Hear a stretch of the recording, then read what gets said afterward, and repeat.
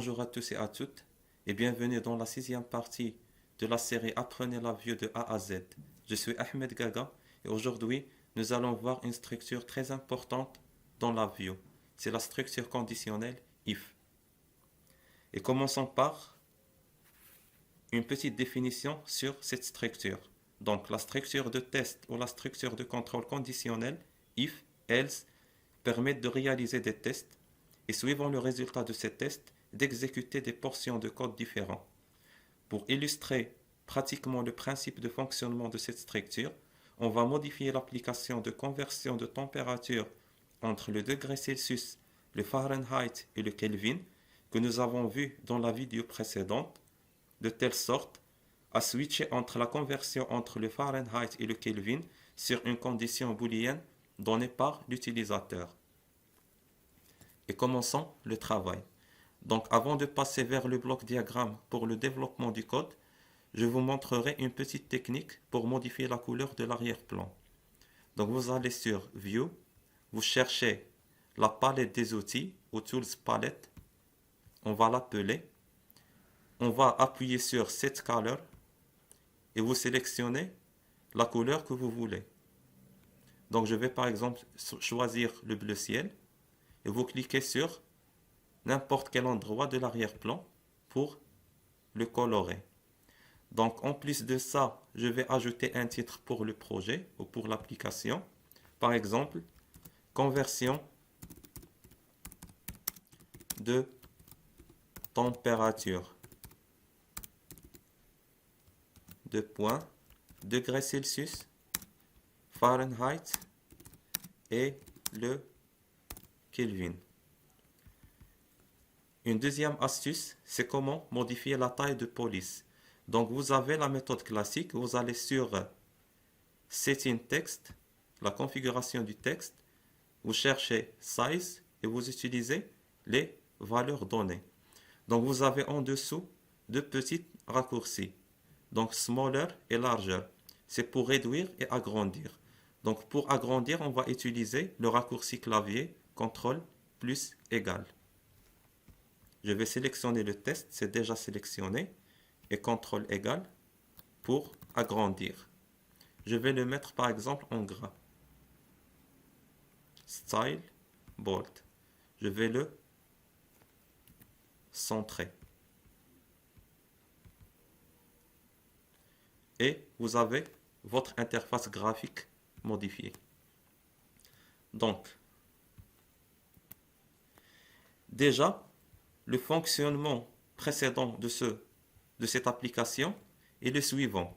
Donc on a une entrée en degrés Celsius et en fonction des valeurs numériques sélectionnées par l'utilisateur avec ce sélecteur graphique, on applique des fonctions de conversion assurées par ces deux équations pour trouver la valeur équivalente en degrés Fahrenheit et en Kelvin. Donc l'objectif de cette partie, c'est d'appliquer la structure conditionnelle if et utiliser une condition de l'utilisateur qui permet au programme de faire juste une seule conversion, soit entre le degré et le Fahrenheit, soit entre le degré et le Kelvin. On arrête le programme et on passe vers la modification de l'interface graphique. Donc comme condition, on doit utiliser une condition booléenne. Et on cherche dans les booléens, on cherche un sélecteur booléen vertical. On va redimensionner un peu le format. Donc, et on va l'appeler par exemple Kelvin versus Fahrenheit. Par exemple, si l'utilisateur choisit un 1, on doit assurer une conversion juste entre le degré et le Fahrenheit et le Kelvin reste bloqué. Si on choisit un 0, ça veut dire que le programme doit assurer une conversion entre le degré et le Kelvin. Et maintenant, on passe vers le développement du bloc diagramme. Donc pour le bloc diagramme, on va tout d'abord appeler notre structure conditionnelle ou structure de test if.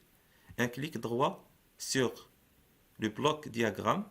On cherche structure et on appelle la palette des structures. Donc juste à côté de la structure infini while, on a la structure, pardon, on a la structure case. Donc c'est la structure de test utilisée par la view. Bien sûr, on n'a pas trouvé le if parce que tout simplement, la logique de la view se base sur l'utilisation de la structure case. Et case, c'est parfaitement la même chose que le if, ce qu'on appelle le case structure. Donc, je vais sélectionner la boucle case et je vais par exemple, donc avant de sélectionner, je vais organiser un peu le positionnement de ces éléments-là.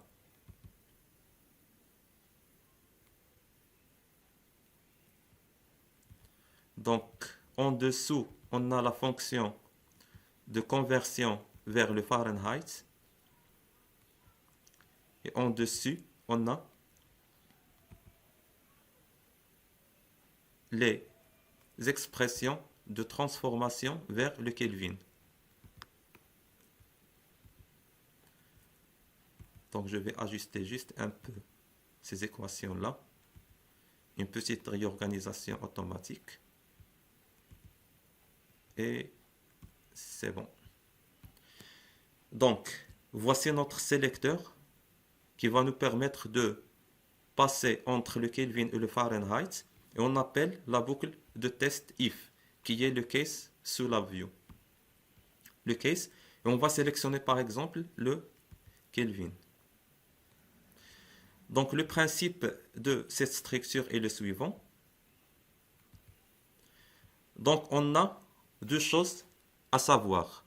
On a un petit terminal ou un petit sélecteur sous forme d'un point d'interrogation en vert. Donc c'est là où on va mettre notre condition de test. Ça veut dire qu'il va tester cette entrée-là et en fonction de cette entrée, il va... Je vais fermer cette page. Donc en fonction de la valeur de ce sélecteur-là, il va exécuter une page. Donc en dessus, on a true, c'est pour exécuter la page associée si la condition est vraie ou la valeur du sélecteur est vraie égale à 1. Et on a une petite flèche et on a la page false. Ça veut dire si la condition du sélecteur est false, il va exécuter ce contenu-là. Donc notre objectif c'est, si la condition est vraie, on va exécuter la conversion de la valeur de degré vers le Kelvin. Si elle est faux, on va exécuter la conversion vers le Fahrenheit. On va copier et coller à l'intérieur. Donc pour supprimer ces fils-là, donc un raccourci clavier CTRL-P. Et c'est bon. Donc il nous reste juste de lier la condition avec le sélecteur de test. Et c'est bon.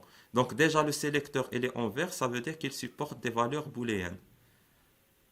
Donc pour la température d'entrée, donc on va vérifier pour la condition. Donc si la condition est vraie, ça veut dire que la température elle va être convertie en utilisant les expressions du Kelvin.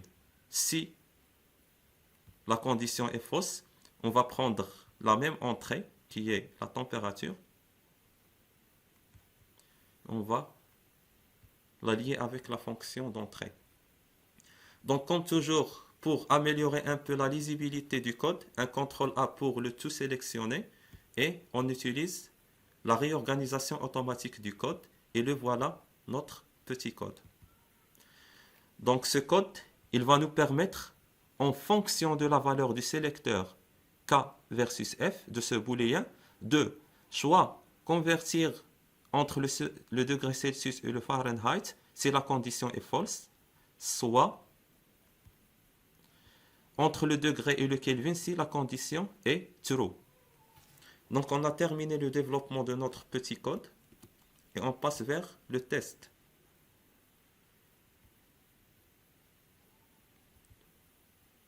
Donc je vais réarranger un peu l'interface graphique. Et c'est bon. Donc on va commencer le test. Comme nous avons vu, si la condition est vraie, on va convertir juste le Kelvin. Si elle est fausse, on va convertir juste le Fahrenheit. Donc, on commence par un 1 et on démarre. Maintenant, on a la condition égale à 1 et on a l'entrée du curseur. Donc, qu'est-ce qu'on peut remarquer? On remarque que seul l'indicateur de Kelvin qui affiche le résultat de conversion. Le Fahrenheit est bloqué. Donc, pour changer la conversion vers le Fahrenheit, il suffit de changer la condition. Je vais mettre un 0 et maintenant, l'indicateur de Fahrenheit est activé et la conversion vers le Fahrenheit est activée. Le Kelvin, il reste figé, il reste bloqué. Donc, pour switcher vers le Kelvin, on active. Donc, je termine par un petit truc pour déterminer l'état ou pour indiquer l'état du sélecteur de condition. Je vais utiliser un indicateur lumineux sous forme d'une LED. Et je vais utiliser deux indicateurs pour indiquer l'expression activée ou la conversion activée sous forme de rectangle. Donc ça, c'est pour le Fahrenheit et je vais utiliser un deuxième pour le Kelvin.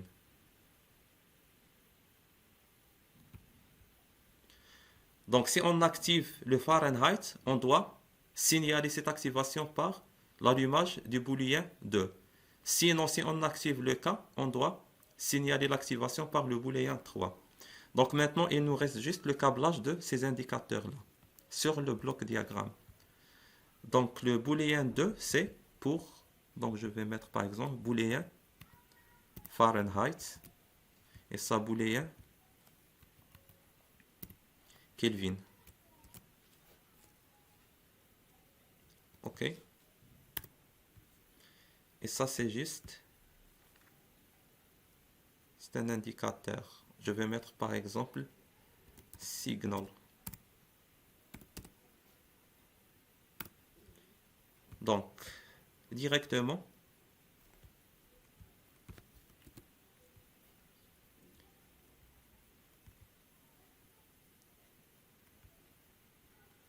je vais agrandir un peu la boucle. Et pour le signal ou l'état de l'interrupteur, il doit copier directement l'état.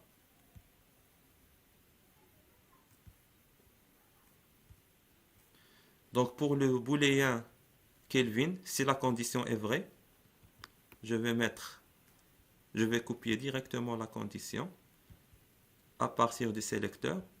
Si la condition est false,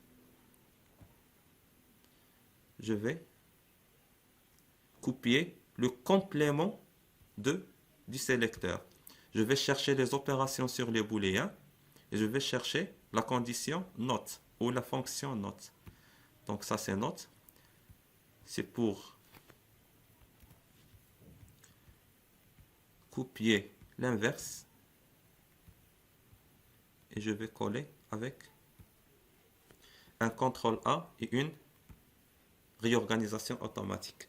Donc maintenant, je vais ajuster un peu ces indicateurs. Donc ça c'est pour indiquer l'état du switch. Et ces deux interrupteurs, c'est pour indiquer la fonction activée ou la conversion courante. Donc je clique et on voit que l'interrupteur est à l'état 1 et maintenant la conversion courante c'est le Kelvin. Je vais vérifier et maintenant le Kelvin il est activé et la conversion se fait de manière normale. J'active le booléen if. Donc maintenant, la conversion est activée sur le false. Mais on voit qu'il y a une petite erreur, je pense, dans la logique du code. Le booléen K, il reste allumé. Je vais la modifier rapidement. Mais pour l'indicateur de signal, ça marche très bien. Donc je vais stopper. CTRL E. Et je vais essayer de câbler les indicateurs à l'extérieur.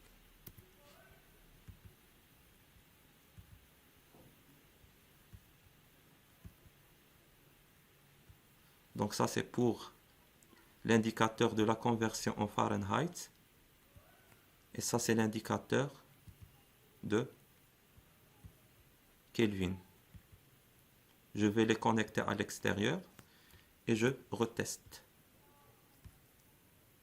Maintenant le Kelvin il est activé. Et maintenant le Fahrenheit il est activé. Et le programme marche correctement. Donc on peut même modifier un peu l'apparence de l'interface graphique. Vous avez pas mal d'options et pas mal de choix à faire. Et c'est à vous de choisir l'organisation et la structure convenable de votre interface graphique. Donc je pense que j'ai terminé cette partie sur la boucle conditionnelle if. J'espère que vous avez apprécié ce tutoriel. Donc merci pour votre attention. Si vous avez des questions ou des remarques, n'hésitez pas à me contacter ou poser vos commentaires. Donc on se verra dans la vidéo prochaine, Inch'Allah. Merci pour votre attention.